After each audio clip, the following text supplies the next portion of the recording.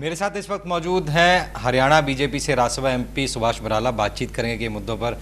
Sir, एक तरफ कांग्रेस चला रही है कि 10 साल का हिसाब दो। कल गृह मंत्री आए, वो कहने लगे कि 10 साल में विकास बहुत हुआ है, तमाम चीज़ों में। पहले तो इस दौरे को किस तरीके से देख रहे हो और कांग्रेस को 10 साल के हिसाब को कैसे देखते हैं? देखिए, कांग्रेस पार्टी इस बात से पूरी तरह से बौखलाई हुई है कि भारतीय जनता पार्टी की सरकार जो तीसरी बार केंद्र के अंदर बनी है, उसी तर्ज पर कांग्रेस पार्टी को लगता है कि हरियाणा प्रदेश में भी तीसरी बार भारतीय जनता पार्टी की सरकार आएगी। क्योंकि इन 10 साल के अंदर, जैसे हुड्डा साहब कह रहे हैं ना कि 10 साल का हिसाब दो, हम कहते हैं कि हुड्डा साहब हमारा हिसाब, जैसे कल अमित शाह जी ने कहा कि हमारा हिसाब सामने है, तुम अपना हिसाब किताब लेकर के आओ, हमारे सामने कहीं नहीं ठहरता है। इसलिए हुड्डा साहब और हुड्डा साहब की कांग्रेस, मैं समझता हूँ ये अंदर से पूरी तरह से बेचैन हो चुकी है।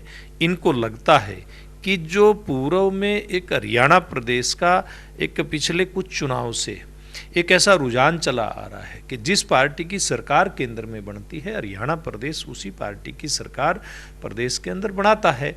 और मुझे लगता है ये बात और हमारी सरकार के जो जन कल्याण के काम, क्योंकि हमारी सरकार ने जो हुड्डा साहब के समय में, हुड्डा साहब की तो थोड़े बहुत हिसाब किताब तो हम ही हुड्डा साहब को बता देते हैं कि आपकी सरकार में जो ज़मीनों की लूट होती थी, किसानों को सेक्शन 4-6 का डर दिखा करके, एक्विजिशन का डर दिखा करके आपके लोग औने पौने दामों में खरीदते थे और फिर ज़मीन की लूट होती थी। आपके राज में नौकरियों की लूट होती थी या नौकरियां पैसे में बिकती थी, आपके परिवार के रिश्तेदार या आपके नज़दीकी लोगों को नौकरियां मिलती थी। आपके राज में किसान सड़कों पर रहता था। 10 साल की सरकार में एक कृषि कानून को लेकर के अगर अपवाद छोड़ दें, कभी बिजली के लिए, पानी के लिए, फसल की बिक्री के लिए कभी किसान को सड़क पर आना नहीं पड़ा। पूर्व की सरकारों के राज में कभी फरीदाबाद के पिरथला में कांड होता था, गोलियां चलती थी, कभी टोहाना के अंदर गोलियां चलती थी, कभी मंडिहाड़ी के अंदर, कभी सतनाड़ी के अंदर, कभी कहीं इस प्रकार के किसानों के ऊपर गोलियां चलाने का काम होता था।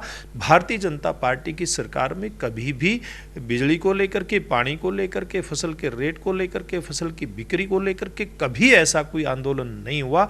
और हुड्डा साहब के राज में जो जो चीज़ें होती थी, आज सारी जनता जब तुलना करती है तो वो कहती है कि आज भारतीय जनता पार्टी की सरकार तीसरी बार बने, ये हरियाणा प्रदेश की आज के समय की जरूरत भी है।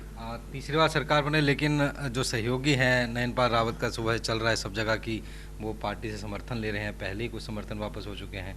तो किस तरीके देख रहे हैं इस तरीके नयनपाल रावत के कदम को? नहीं, मुझे लगता है कि ये कहीं कोई वैसे ही खबर कोई चली है। नयनपाल रावत सरकार के साथ हैं और सरकार के साथ रहेंगे।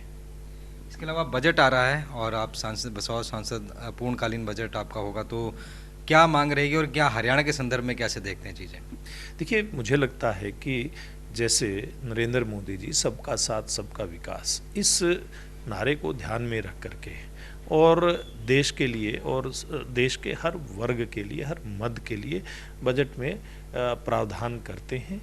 देश का जो विकास है, देश की जो ग्रोथ है, वो लगातार बढ़ती रहे। क्योंकि जिस प्रकार से पूरी दुनिया में जो कोरोना की महामारी आई थी, उस महामारी के बावजूद भी ये नरेंद्र मोदी जी का और नरेंद्र मोदी जी की सरकार का ही विजन था कि पूरी दुनिया में इतनी बुरी तरह से आर्थिक मंदी का दौर रहा, लेकिन हमारा देश उस आर्थिक मंदी के दौर से बाहर निकल करके आया। और ये जो सरकार का जो चाहे बजट है या अन्य कामकाज है, बहुत अच्छे तरीके से चलाने का जो एक परंपरा डाली है नरेंद्र मोदी जी ने, उसके चलते मैं समझता हूँ कि देश ने तरक्की की है। जो भविष्य का जो हमारा बजट होगा, निश्चित रूप से वो देश को तरक्की के रास्ते पर लेकर के जाने वाला होगा। और ख़ास करके अगर मैं बात करूँ किसान की, किसान के लिए मुझे लगता है कि ये बजट बहुत कुछ दे करके जाएगा। धन्यवाद बात करने के लिए। ये थे सुभाष बराला, जिन्होंने हमसे कई मुद्दों पर खास बातचीत की। दिल्ली से कैमरामैन आदित्य के साथ नितिन धीमान, MS1 न्यूज़।